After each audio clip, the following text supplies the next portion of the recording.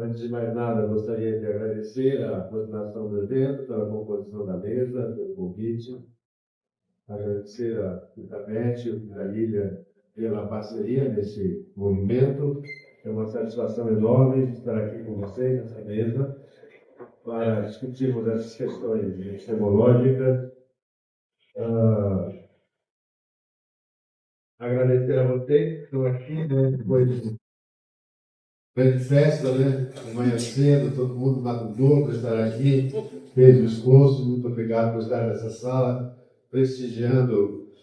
Espero que valha a pena aquilo que vamos discutir aqui. Vamos fazer um exercício para ser breves, para que a gente possa dialogar sobre as questões que nós propomos. Esse tema foi proposto pela coordenação do evento para discutir as epistemologias não coloniais e outras correntezas. Então, eu preparei uma questão. Isso me ocupou muito tempo para pensar o que significaria este não colonial. E a ideia que eu vou propor para esta reflexão aqui é de que o não colonial é aquilo que radicalmente, do ponto de vista do conhecimento, se opõe ao colonial. Se opõe de duas formas. Se opõe porque é um movimento de resistência e é um movimento de sobrevivência. Então, não dá para partir do passado quando era antes da colonização. E quem nós teríamos também, de qualquer modo, sem esse processo de colonização, ou da contínua expoliação histórica ao longo do tempo histórico. Então, a ideia de que o que nós podemos fazer do ponto de vista epistemológico é trabalhar com aquilo que sobrou. O que não é nem resgatar, porque para resgatar é assim, o sujeito está se afogando ali no Guamá, você vai lá e resgata ele. Né? É o mesmo ser que você traz, está se afogando, você faz emergir, é o mesmo. No nosso caso, o mesmo não existe mais. Existe aquilo que se tornou. Então, isso, do meu ponto de vista, do método que eu utilizo, implica uma perspectiva hermenêutica crítica, e foi esse o exercício que eu fiz para me apropriar daqueles conteúdos, conceitos, para refletir aqui conosco. No sentido de que a hermenêutica crítica, seja na perspectiva do Habermas, seja na perspectiva do Poincaré, ela implica algumas mudanças radicais de perspectiva. Por exemplo, não compreender a oralidade como algo que é de nível inferior à escrita. Então, você tem a linguagem como aprimoramento da linguagem, você tem a língua, toda língua tem uma estrutura gramatical, vai lá para os Chomsky e por diante. Então, você tem uma estrutura gramatical, e a estrutura da oralidade não é, em grande medida, diferente da estrutura de um texto escrito. Então, a textualidade ela comparece de diferentes formas, desde os sumérios, passando por todos os povos, inclusive da Amazônia. Então, quer dizer, esta nossa perspectiva, usando a hermenêutica crítica a partir de Poincaré, quer dizer que não há distinção, há uma distinção, mas não há um nivelamento entre o discurso escrito e o discurso produzido oralmente. Então, isto coloca a fala de um pajé indígena, que demora 21 anos para ser formado em determinadas culturas da Amazônia, no mesmo nível que o meu discurso. Às vezes melhor do que o meu, porque tem coisas que o meu não tem. Então, nesse caso, implica compreender as epistemologias não coloniais como um olhar que tem como ponto de partida o contexto onde o conhecimento se dá. O conhecimento não é desprovido, não é alijado do contexto onde ele surge. Ele é fundamentalmente existente a partir daquele contexto. Nenhum conhecimento existe fora desta relação com o contexto, porque este é o lugar onde a vida acontece. Por outro lado, as epistemologias não coloniais exigem uma radical mudança de sentido, deixar de olhar para o texto escrito como única forma de materialização do conhecimento acabado e como forma única de comunicação. Então, eu diria que se nós quisermos levar a sério esta questão, um ritual de iniciação numa determinada cultura, de uma determinada etnia, tem o mesmo nível dos nossos rituais de iniciação. Graduação, pós-graduação, mestrado, doutorado e aí por diante.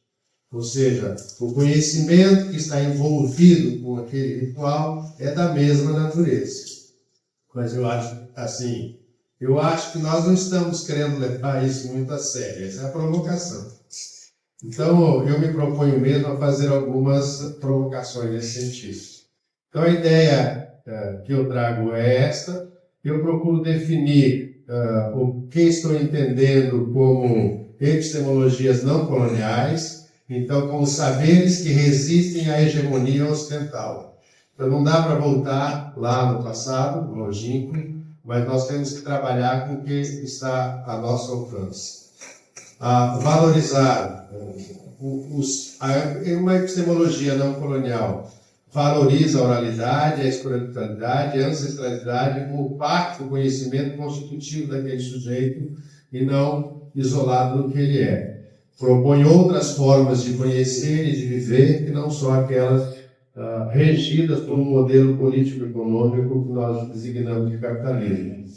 Constituem formas de pensar e produzir conhecimento que desafiam a hegemonia do pensamento ocidental, especialmente o eurocentrismo, propondo alternativas enraizadas em saberes indígenas, africanos, afrodiaspóricos e populares.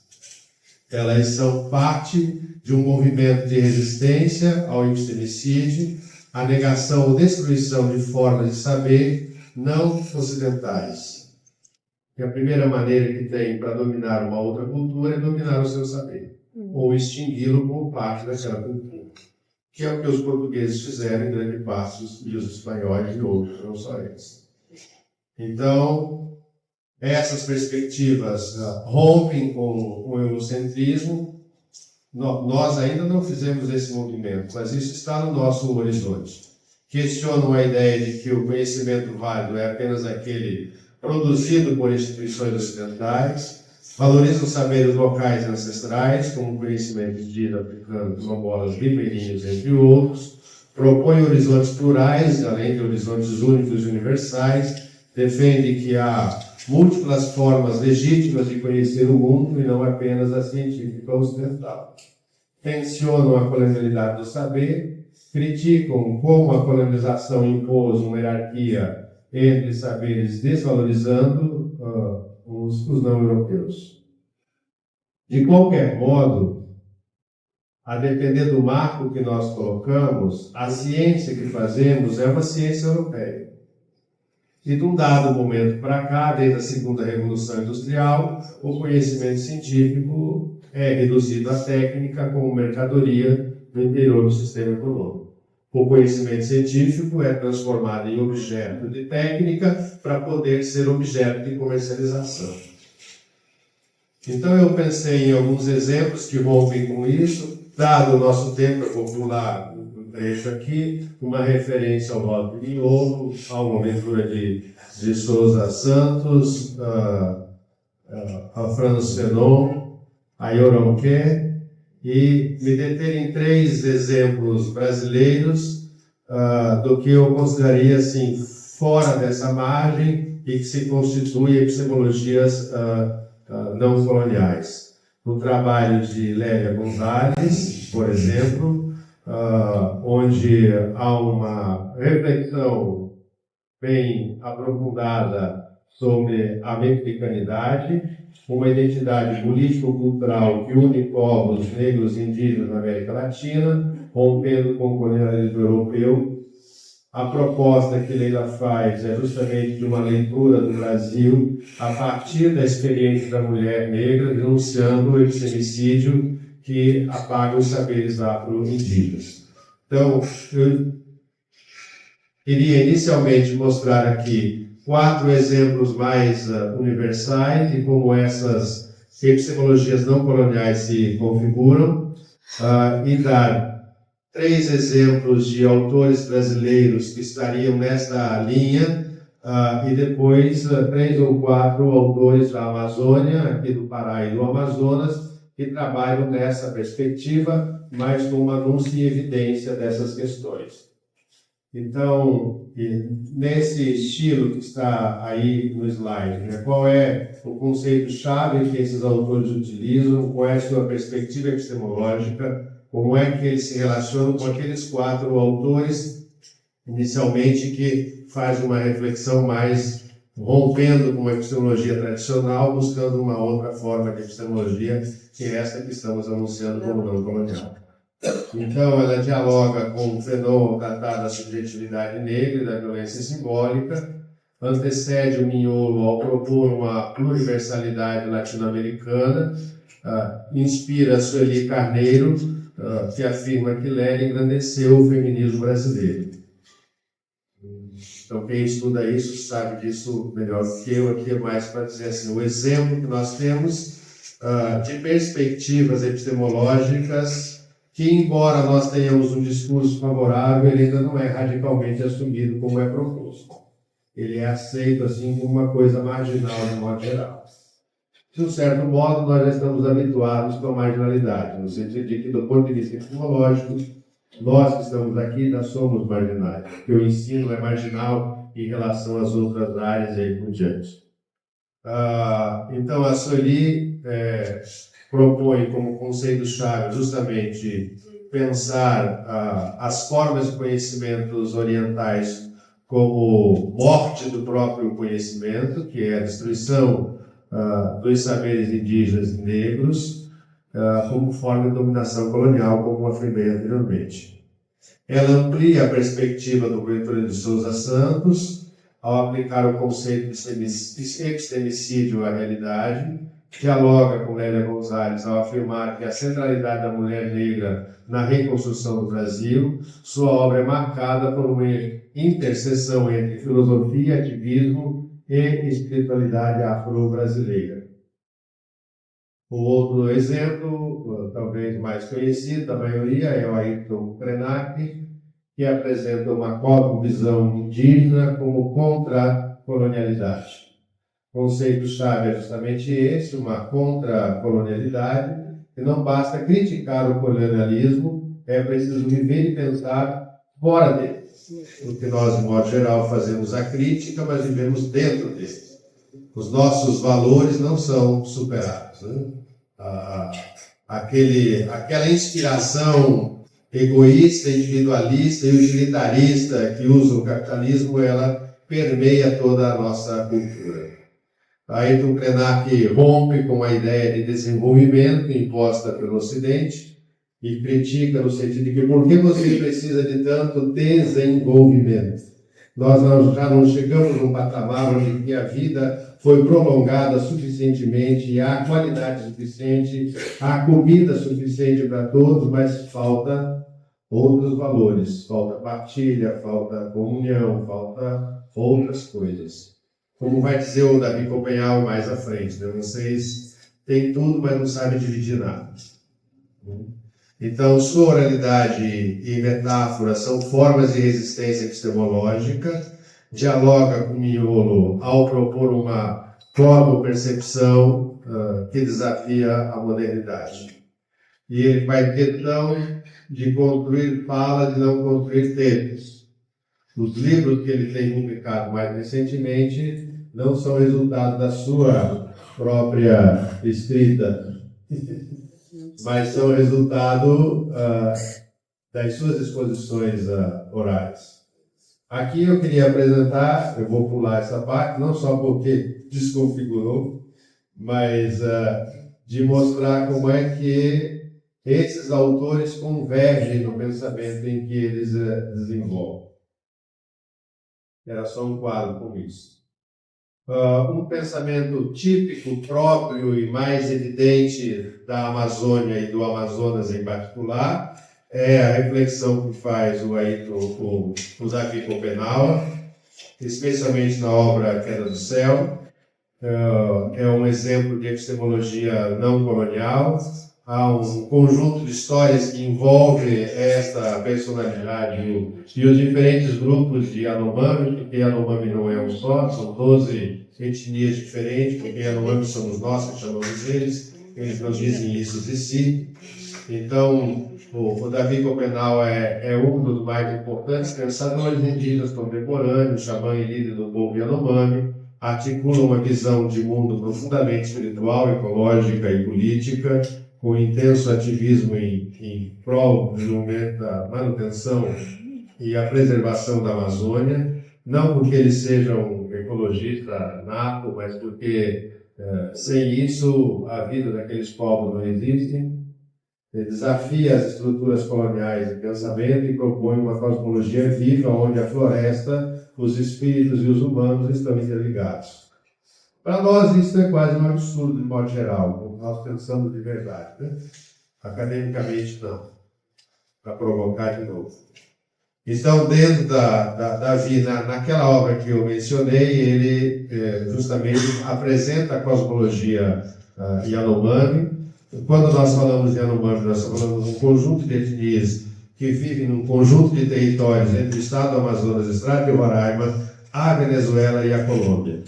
Então é um território onde esses sujeitos étnicos migram constantemente. Para esta cosmologia, a Terra é viva e não pode ter dono, então ela é da comunidade. Os espíritos Chapiri dançam e comunicam os saberes aos xamãs. A floresta Uriri é um ser espiritual, não é um recurso. Então não são recursos naturais. A Ayrton Krenak dizia numa palestra um dia desse, essa história de vocês falarem de recurso natural, a sua mãe é um recurso?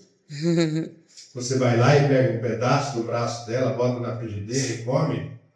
Sua mãe não é um recurso. Então, por que a floresta, os rios, os peixes são um recurso natural? Não são um recurso. Elas são a nossa própria natureza. Nós só somos o que somos porque daí nós viemos.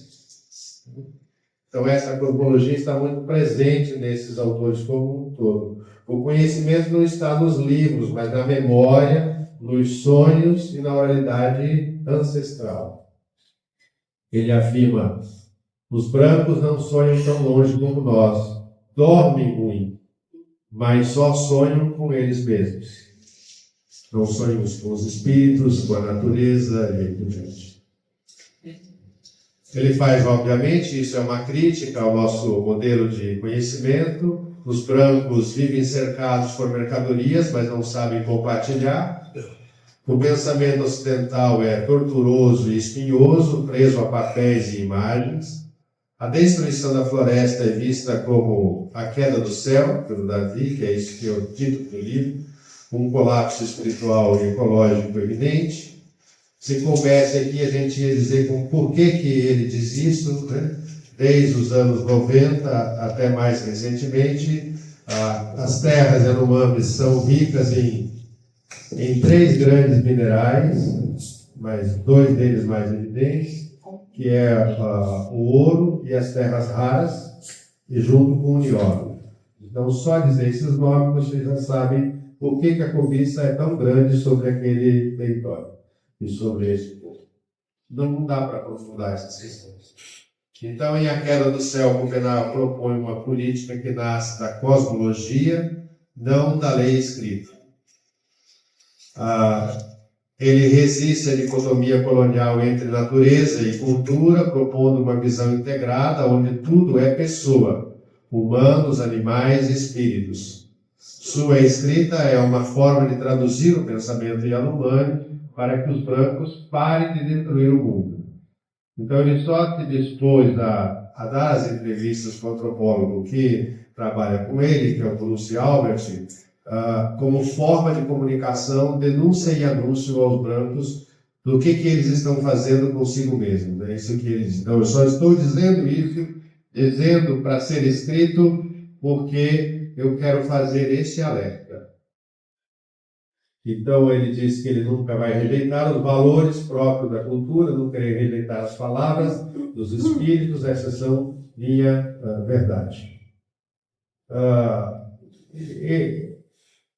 Krenak, Sueli Carneiro e Lélia dialogam com o pensamento dele, ele com o pensamento desses autores, onde o eixo estruturante da defesa é comum entre eles. E aí eu quero usar outros 3 exemplos, do Daniel Munduruku, que é daqui do interior do Pará, a Márcia Cambeba e o Justino. Todos vão nessa mesma perspectiva, com algumas diferenças, porque cada um deles vem de uma etnia diferente. No estado do Amazonas, nós temos 72 etnias catalogadas. O povo de Puna é o maior povo do Brasil, enquanto etnia específica e cultura própria. Eu digo que no estado do Amazonas nós falamos 73 línguas. Uma delas é o português. Claro que não hegemonicamente, o português impera nessas regiões e há determinadas etnias que não falam mais português, embora se identifiquem com elas. Então, se nós fôssemos levar a sério essa questão, nós deveríamos estudar profundamente essas 72 culturas para saber o que elas acumularam historicamente nos últimos 30 mil anos ocupando esse território. Porque, comprovadamente, nós estamos nesse território, pelo menos aqui em Monte Alegre, um pouquinho para cima, subindo o rio, há mais de 12 mil anos antes do presente. Então, se nós estamos aqui há mais de 12 mil anos, e nós não sabemos direito por onde nós chegamos, então, certamente, o trabalho da Miele Guidon diz que nós estamos no continente há mais de 60 mil anos. Estamos no Chile há mais de 21 mil anos. Então, aquela história do Tratado de Clovis, dos achados de Clovis, é para manter uma hegemonia do conhecimento arqueológico norte-americano. Mas a ocupação desses povos nessa região é muito mais antiga. Os Incas são uma cultura remanescente dos últimos 2 milênios de uma cultura que antecede a eles mais de 15 mil anos. Então, eu estou dizendo isso para dizer assim, que se nós formos levar isso a sério de fato, nós precisaríamos nos dedicar a essas questões de verdade. Conhecer e apoiar esses sujeitos, tanto quanto apoiamos a nós próprios. Mas a minha universidade, que está no bojo destas 72 culturas diferentes, claro, 63 delas são catalogadas, conhecidas e tem algum estudo etnográfico sobre elas. 8 das quais eu estou dizendo para chegar nesse número são comunidades isoladas, são povos isolados que nós não sabemos absolutamente nada sobre eles, a não ser onde eles estão, porque foi marcado pelo GPS por um helicóptero do exército. Ponto. Eles estão lá no meio da floresta. Então, para levar isso a cabo, numa perspectiva epistemológica, nós deveríamos fazer esse esforço de primeiro conhecer. Ninguém respeita o que não conhece. Na minha universidade, que tem 1.400, 1.500, 2.000 professores, sinto muito dizer para vocês, não tem nenhum professor indígena. Está lá incrustada dentro da floresta amazônica, basicamente. Saiu de Manaus, você está na floresta. As culturas estão dentro da cidade, porque nós temos 42 etnias vivendo em território urbano, assumindo a sua identidade na periferia da cidade, obviamente jogada ao relé, como todos os pobres, como todos os negros, como que é diante. Então, me parece que essa é uma questão que nos coloca, que é legal discutir, é legal olhar, mas nós não me parece que nós estejamos dispostos a levar isso às últimas consequências. Nós estamos no 5º século da colonização e não temos no Brasil nenhuma universidade que se diga assim, aqui nós vamos, pelo menos para criar uma migalha, vamos ter uma universidade indígena brasileira, que vai congregar os povos, onde eles próprios possam gerir, produzir, desenvolver a sua história aqui dentro. Embora, é claro, que isso não é um modelo de inclusão que a gente defenda. É só para dizer assim, como exemplo. Né? Você não tem. Na minha universidade não tem. Tinha um no meu departamento, mudou-se para Brasília. Então, e nós temos curso de formação de professores indígenas. E eu vou dizer assim, que aqui no Pará não deve ser muito diferente, com algumas exceções, talvez, nos campos avançados em outros lugares. Né? Ok. Então, eu estou falando daqui, do meu lugar de Amazônida, que tem uma certa interação com esses sujeitos. Algumas dessas pessoas estudaram comigo em algum momento da história, no passado.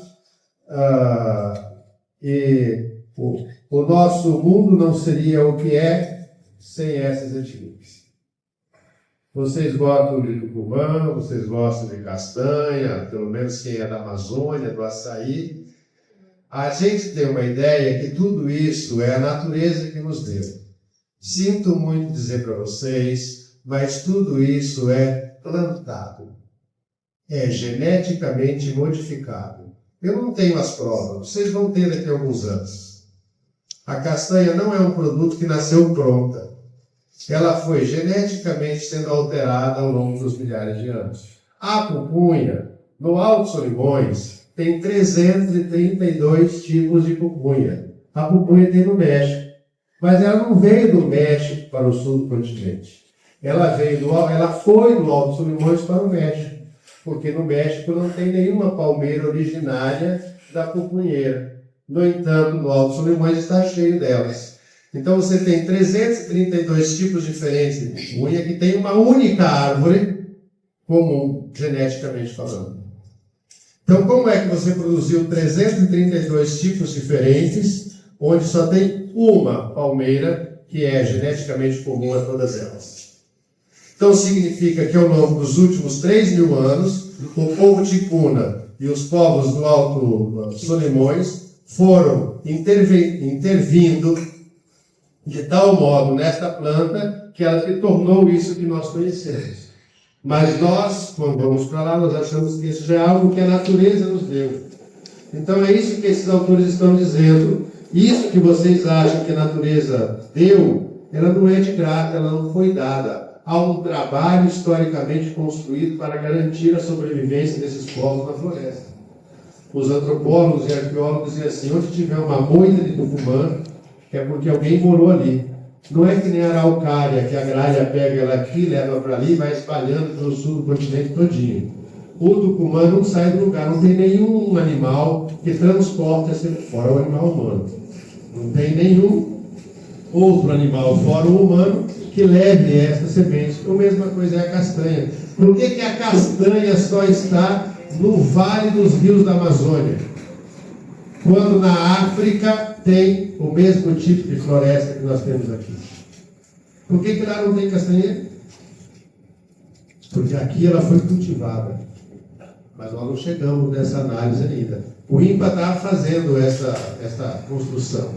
Só para dar um exemplo disso que eu estou querendo dizer, quando significa levar isto a sério profundamente. Então,